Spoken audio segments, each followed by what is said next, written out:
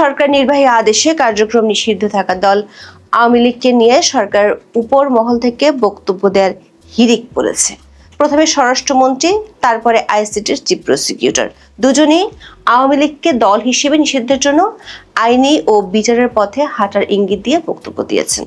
গত 2 বছর ধরে আওয়ামী লীগ নিষিদ্ধের জন্য বিএনপির সিনিয়র নেতাদের মন্তব্যগুলো পর্যালোচনা করলে দেখা যাবে এই নিষেধাজ্ঞার বিষয়ে বিএনপির অবস্থান রোলার কোস্টার রাইড বা ব্রিটিশ ওয়েদারের মতো পরিবর্তিত হয়েছে। বিএনপির একসময় রাজনৈতিক সহযোগী জামাতেরও অবস্থান ছিল একই রকম। প্রশ্ন হলো, হঠাৎ করে কেন আওয়ামী লীগকে দল হিসেবে বিচারের মুখোমুখি করে নিষিদ্ধের কথা তুলছেন সরকারের প্রভাবশালীরা? বিশেষ করে বাংলাদেশের সাবেক প্রধানমন্ত্রী শেখ হাসিনার এই বছরের মধ্যে দেশে ফেরার ঘোষণা এবং সেটি ব্যাপকভাবে আন্তর্জাতিক মিডিয়াতে প্রচারের পর সরকারের শীর্ষ মহলের পক্ষ থেকে আওয়ামী লীগের নিষেধাজ্ঞা নিয়ে বক্তব্য দেওয়া শুরু হয়েছে। তাহলে কি বিষয়টি সরকারের কাউন্টার অ্যাটাক? বিশেষ করে কার্যক্রম নিষিদ্ধ থাকা সত্ত্বেও আওয়ামী লীগ ও এর অঙ্গ সংগঠনগুলোর মিছিল ঠেকাতেই সরকারকে ঘোষণা দিয়ে সেনাবাহিনী নামাতে হয়েছে। এমন পরিস্থিতিতে দলটি নিষেধাজ্ঞার ব্যাপারে সরকারের শীর্ষ মহলের বক্তব্যকে অনেকেই রাজনৈতিক কৌশল হিসেবেও দেখছেন। বিস্ময়কর হলেও সত্যি, দল হিসেবে আওয়ামী লীগের বিচার ও নিষেধাজ্ঞা নিয়ে প্রায় 20 মাস আগে জামাতের আমির ডক্টর শফিকুর রহমান যে বক্তব্য দিয়েছিলেন, আইসিটির চিফ প্রসিকিউটর আমিনুল ইসলাম 5 জুলাই ঠিক একই রকম বক্তব্য দিয়েছেন। সে কারণে প্রশ্ন উঠেছে, বিএনপি কি শেষ পর্যন্ত আওয়ামী লীগ নিষিদ্ধের ইস্যুতে জামাতের মতামতকে অনুসরণ করছে, নাকি ইউনূসের ঘোষণাকে বাস্তবায়িত করতে আদালতের ঘাড়ে বন্দুক রেখে গুলি করতে চাইছে বিএনপি? তার চেয়েও বড় প্রশ্ন তুলেছে আইন বিশেষজ্ঞরা। তারা প্রশ্ন তুলেছেন, কোন আইনে আওয়ামী লীগের বিচার হবে তা স্পষ্ট নাই। এমনকি বিএনপি পন্থী বুদ্ধিজীবীরা বলছেন, আওয়ামী লীগের মতো শক্তিশালী দলকে নিষিদ্ধ করা মুখের কথার কাজ নয়। 2024 সালের 30 অক্টোবর যুক্তরাজ্য ভিত্তিক সংবাদ মাধ্যম ফিনান্সিয়াল টাইমসকে দেয়া এক সাক্ষাৎকারে তখনকার বাংলাদেশের অন্তর্বর্তী সরকারের প্রধান মোহাম্মদ ইউনূস বলেছিলেন, বাংলাদেশে শেখ হাসিনা ও আওয়ামী লীগের কোনো জায়গা হবে না। তারপর থেকে ইউনূসের আমলে আওয়ামী লীগকে নিষিদ্ধ করা নিয়ে বহু নাটক হয়েছিল। ইউনূসের সমর্থকরা যমুনার সামনে গিয়ে শোডাউন করার পর গত বছরের 12 মে সরকার নির্বাহী আদেশে দলটির কার্যক্রম নিষিদ্ধ করেছিল অন্তর্বর্তী সরকার। তার আগে দলটির কার্যক্রমের উপর নিষেধাজ্ঞা আরোপের জন্য সন্ত্রাস বিরোধী আইনটিতে নতুন 2টি ধারা যুক্ত করে অধ্যাদেশ জারি করা হয়েছিল। এরপর বিএনপি ক্ষমতায় এসে সে অধ্যাদেশটি সংসদে পাশ করে আওয়ামী লীগের কার্যক্রমের উপর নিষেধাজ্ঞা বহাল থাকে। কিন্তু ইউনূসের আমলে আওয়ামী লীগকে নিষিদ্ধ করার বিষয়ে একমাত্র ইউনূস সমর্থক এনসিপি ও বৈষম্য বিরোধীরা সবসময় সরব ছিল। বিএনপি ও জামাতের নেতাদের বক্তব্য ছিল ব্রিটিশ ওয়েদারের মতো। তারা সকালে বলতেন কোনো দল নিষিদ্ধের পক্ষে তারা নন, বিকেলে বলতেন নিষিদ্ধ চান। 2025 সালের 24 মার্চ দ্য বিজনেস স্ট্যান্ডার্ডে প্রকাশিত একটি খবরের শিরোনাম ছিল, to ban or not to ban, Awami লীগের বিষয়ে যার যে অবস্থান। এই রিপোর্টটিতে বলা হয়েছে, তখন আওয়ামী লীগ নিষিদ্ধ করার বিষয়ে বিএনপির অবস্থান এক ধরনের রোলার কোস্টার রাইডের মতো পরিবর্তিত হয়েছে। 2024 সালের 3রা সেপ্টেম্বর পিটিআই এর সঙ্গে আলাপকালে বিএনপির মহাসচিব মির্জা ফখরুল ইসলাম আলমগীর বলেছিলেন, জাতীয় সংসদ নির্বাচনে আওয়ামী লীগকে অংশগ্রহণ থেকে বিরত রাখা বা এটিকে ফ্যাসিবাদী রাজনৈতিক দল হিসেবে চিহ্নিত করা বাংলাদেশের গণতান্ত্রিক চর্চার জন্য ক্ষতিকর হবে। ওই বছরের 25 সেপ্টেম্বর এবং 3রা অক্টোবর 2 দফায় মির্জা ফখরুল একই কথা বলেছিলেন। 25 অক্টোবর বিএনপির যুগ্ম মহাসচিব খায়রুল কবির খোকন বলেছিলেন, বিএনপি রাজনৈতিক দল নিষিদ্ধ করার রাজনীতিতে বিশ্বাসী নয়। 2025 সালের ফেব্রুয়ারি মাসে এক অনুষ্ঠানে বিএনপির সিনিয়র নেতা সালাউদ্দিন আহমেদ বলেছিলেন, আওয়ামী লীগ আর তার বর্তমান নাম ব্যবহার করে রাজনীতিতে থাকতে পারবে না। শেষ পর্যন্ত গত বছর যখন অন্তর্বর্তী সরকার আওয়ামী লীগের কার্যক্রমের উপর নিষেধাজ্ঞা আরোপ করে, সেই সিদ্ধান্তে বিএনপি আনন্দ প্রকাশ করেছিল। মির্জা ফখরুল ইসলাম আলমগীর, যিনি দল নিষিদ্ধের বিপক্ষে একাধিকবার দেশীয় বিদেশে সাক্ষাৎকার দিয়েছিলেন, তিনি অন্তর্বর্তী সরকারের এই নিষেধাজ্ঞার পক্ষে বিবৃতিও দিয়েছিলেন। যদিও আওয়ামী লীগকে নিষিদ্ধের মাত্র একদিন আগে বিএনপি নেতা মঈন খান বলেছিলেন, আওয়ামী লীগ নিষিদ্ধ হবে কিনা তা বিএনপির বক্তব্যের বিষয় নয়। অন্যদিকে 2024 সালের 22 নভেম্বর কুষ্টিয়ার মেহেরপুরে এক অনুষ্ঠানে জামাত ইসলামের সেক্রেটারি জেনারেল মিয়া গোলাম পরোয়ার বলেছিলেন, জামাত কোনো দলকে নিষিদ্ধের পক্ষে নয়। অবশ্য জামাতের আমির ডক্টর শফিকুর রহমান 2025 সালের 3রা জানুয়ারি বলেছিলেন, আওয়ামী লীগকে শুধু নিষিদ্ধই নয়, তাদের সব অপকর্মের বিচার চায় জামাত। বিএনপি ও জামাত সমর্থক ইউনূস সরকার তখন ক্ষমতায় ছিল। শেষ পর্যন্ত দেশীয় ও আন্তর্জাতিক সমালোচনাকে তোয়াক্কা না করে নির্ভয়াদেশে আওয়ামী লীগের কার্যক্রম নিষিদ্ধ করা ছাড়া সেই অর্থে ইউনূসের সরকার কিছুই করতে পারেনি। আর বিএনপি ক্ষমতায় এসে সে নিষেধাজ্ঞা বহাল রেখেছে। সেই নিষেধাজ্ঞা অমান্য করে গত কয়েক মাসে প্রতিদিনই দেশের কোনো না কোনো অঞ্চলে মিছিল করেছে। এর মধ্যে নোয়াখালী, কুমিল্লা, চট্টগ্রাম সহ দেশের অনেক জায়গায় বড় ধরনের শোডাউন করেছে দলটি। যদিও দলটির বেশিরভাগ নেতাকর্মী হয় জেলে, না হয় মামলা আর নির্যাতনের ভয়ে ঘর ছাড়া।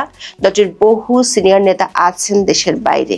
বিএনপি সরকারের পক্ষ থেকে দলটির এসব মিছিলকে প্রথমে পুলিশি তৎপরতায় ঠেকানোর চেষ্টা করা হয়েছিল। যদিও গত সংসদ নির্বাচনের আগে প্রকাশ্যে বিএনপি নেতারা আওয়ামী লীগের নেতা কর্মীদের ভোট চেয়েছেন, নির্বাচনে জিততে সহায়তাও চেয়েছিলেন।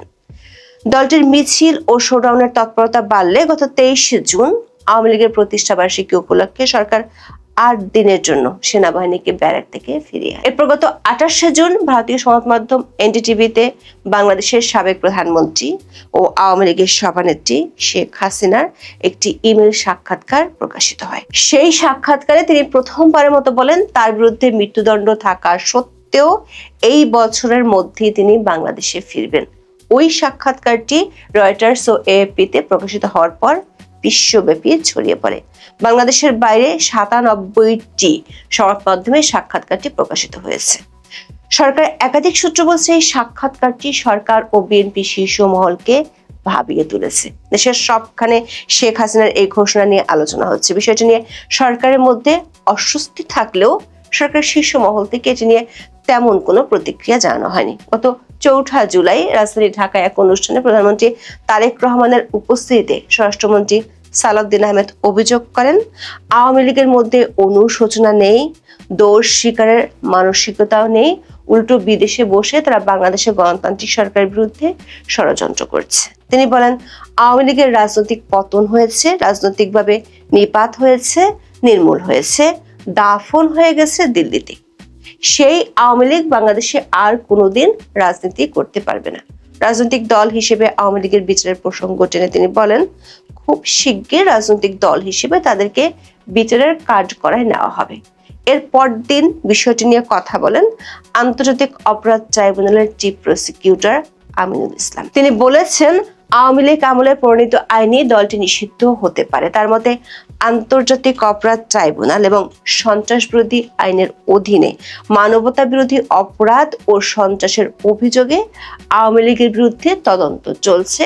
তদন্তে দোষী সাব্যস্ত হলে আওয়ামী লীগের প্রণীত আইনের বিধান অনুযায়ী দলটি নিষিদ্ধ হতে পারে এবং তাদের সম্পদ বাজেয়াপ্ত করা হতে পারে। দর্শক, পুরাতন তথ্য ঘেঁটে দেখা গেছে, আওয়ামী লীগের তৈরি করা আইনে আওয়ামী লীগকে নিষিদ্ধ করা, শাস্তি দেওয়ার কথা প্রথম বলেছিলেন জামাতের আমির ডাক্তার শফিকুর রহমান। তিনি 2024 সালের 13 অক্টোবর আগারগাঁয়ে বঙ্গবন্ধু আন্তর্জাতিক সম্মেলন কেন্দ্রে আয়োজিত জামাতের রুকন সম্মেলনে প্রথম এই কথা বলেছিলেন। ওই দিন তিনি বলেছিলেন, আওয়ামী লীগের দীর্ঘ শাসনে যেসব কালা কানুন ও আইন তৈরি করা হয়েছিল, সেই আইন দিয়ে আওয়ামী লীগের বিচার করতে হবে। এর 1 সপ্তাহ পর মোহাম্মদ ইউনূস আন্তর্জাতিক মিডিয়াতে সাক্ষাৎকার দিয়ে বলেছিলেন, তিনি বাংলাদেশের শেখ হাসিনা ও আওয়ামী লীগের অস্তিত্বই রাখবেন না। সম্প্রতি প্রথমে স্বরাষ্ট্রমন্ত্রী এবং তার সূত্র ধরে আইসিটির চিফ প্রসিকিউটরের মন্তব্যের পর প্রশ্ন উঠেছে, তাহলে কি আওয়ামী লীগকে স্থায়ীভাবে নিষিদ্ধের জন্য বর্তমান বিএনপি সরকার 20 মাস আগে জামাতের আমির এবং ইউনূসের সেই চাওয়া পূরণের পথে হাঁটছে? বিএনপির সিনিয়র নেতাদের একটি অংশ মনে করেন, সাম্প্রতিক সময়ে শেখ হাসিনার ঘোষণার পর স্বরাষ্ট্রমন্ত্রীর এই বক্তব্য কাউন্টার অ্যাটাক ছাড়া আর কিছুই নয়। কারণ অন্তর্বর্তী সরকারের আমলে আইসিটি অ্যাক্ট সংশোধন করা হয়েছিল দল হিসেবে আওয়ামী লীগের বিরুদ্ধে মানবতা বিরোধী অপরাধের বিচারের জন্য। কিন্তু তখন আন্তর্জাতিক পক্ষগুলোর শক্ত অবস্থানের কারণে ইউনূস সরকারকে পিছু হটতে হয়েছিল। তখন এটি নিয়ে আর কোনো কাজ হয়নি। এখন যদিও আইসিটির চিফ প্রসিকিউটর দাবি করছেন আওয়ামী লীগের বিরুদ্ধে তদন্ত চলছে, কিন্তু আইসিটির একাধিক সূত্র বলছে এই মুহূর্তে সরকার উপর মহলের নির্দেশে 2013 সালের 5ই মে হেফাজতের কর্মসূচি ঘিরে হত্যা মামলা নিয়ে বেশি ব্যস্ত তদন্ত দল। আগামী কয়েক মাসের মধ্যে 10টি মামলায় আইসিটির প্রসিকিউশন টিম চার্জশিট দেওয়ার জন্য একটি প্রায়োরিটি লিস্ট ঠিক করেছে। এসব মামলার মধ্যে আওয়ামী লীগের বিরুদ্ধে অভিযোগের বিষয়টি নেই। আবার সাবেক কয়েকজন সংসদ সদস্যের বিরুদ্ধে আইসিটিতে বিচারাধীন কয়েকটি মামলায় ওঠা গুরুতর অভিযোগ তদন্তে বাংলাদেশে আসতে চায় ইন্টার পার্লামেন্টারি ইউনিয়ন বা আইপিইউর প্রতিনিধি দল। বিষয়টি নিয়ে বাংলাদেশের জাতীয় সংসদ সচিবালয় থেকে শুরু করে স্বরাষ্ট্র মন্ত্রণালয় এবং পুলিশ সদর দপ্তর কাজ করছে। সূত্রগুলো বলছে, এমন পরিস্থিতিতে আওয়ামী লীগকে বিচারের মাধ্যমে নিষিদ্ধ করার জন্য সরকারের পক্ষ থেকে কোনো উদ্যোগ শুরু হয়নি। বিএনপি নেতাদের একটি অংশ মনে করে রাজনৈতিকভাবে আওয়ামী লীগ, বিশেষ করে শেখ হাসিনার ঘোষণাকে মোকাবেলার জন্য সরকারের পক্ষ থেকে একটি পাল্টা তীর ছুড়ে দেওয়া হয়েছে। এটি নিয়ে কয়েকদিন আলোচনা চলবে। জুলাই যেহেতু আন্দোলনের মাস হিসেবে পালিত হচ্ছে, এই মাসে আওয়ামী লীগের নিষিদ্ধের দাবি তুলবে জামাত ও এনসিপি। সে কারণে আগে ভাগেই সরকারের পক্ষ থেকে এমন তীর ছুড়ে দেওয়া হয়েছে। বিএনপির একজন সিনিয়র নেতা প্রসঙ্গক্রমে গত জানুয়ারিতে টাইম ম্যাগাজিনে প্রকাশিত তারেক রহমানের সাক্ষাৎকারের কথা তুলে ধরেছেন। সেই সাক্ষাৎকারে দল নিষিদ্ধের বিরুদ্ধে তারেক রহমান বলেছিলেন, আজ যদি একটি দল নিষিদ্ধ করা হয় তবে কাল আমার দলও নিষিদ্ধ হবে না, তার নিশ্চয়তা কি? বিএনপির নেতারা বলছেন যে আইনগুলোর কথা বলা হচ্ছে সে আইনগুলোতে প্রথমে নিষিদ্ধ করতে হয় জামাত ইসলামীকে। এর মধ্যে এই আলোচনা একাধিকবার হয়েছে। সংসদে পাশ করা আইনে জামাত ইসলামী বাংলাদেশের স্বাধীনতা যুদ্ধের বিরোধী দল এবং দলটির বিরুদ্ধে যুদ্ধাপরাধ ও মানবতা বিরোধী অপরাধ এরই মধ্যে প্রমাণিত হয়েছে।